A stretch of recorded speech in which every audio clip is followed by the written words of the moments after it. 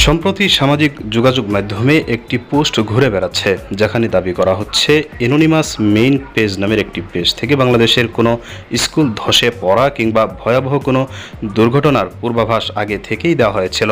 এই পোস্টের স্ক্রিনশট ঘিরে এখন নানান প্রশ্ন উঠেছে। এতে উল্লেখ করা হয়, একটি স্কুল ভবন ধসে যাবে অনেক বাচ্চাদের রেখে। আমরা দেখছি ভয়াবহ দুর্যোগ দ্রুত আসছে। এই ধরনের পূর্বাভাস নিয়ে নেটিজনদের প্রশ্ন, তাহলে কি কারো কাছে আগে থেকেই এ তথ্য ছিল? যদি থাকে তবে এটি কি শুধুই দুর্ঘটনা নাকি পরিকল্পিত কিছু? বাংলাদেশের এয়ারপোর্ট বা উত্তরার সাম্প্রতিক ঘটনা কি এর সাথেই সংশ্লিষ্ট?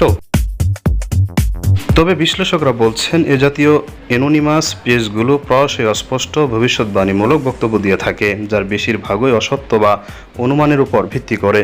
কিছু কিছু পোস্ট পরে ঘটনাক্রমে মিলে গেলেও সেগুলোর প্রকৃত ভিত্তি দুর্বল থাকে।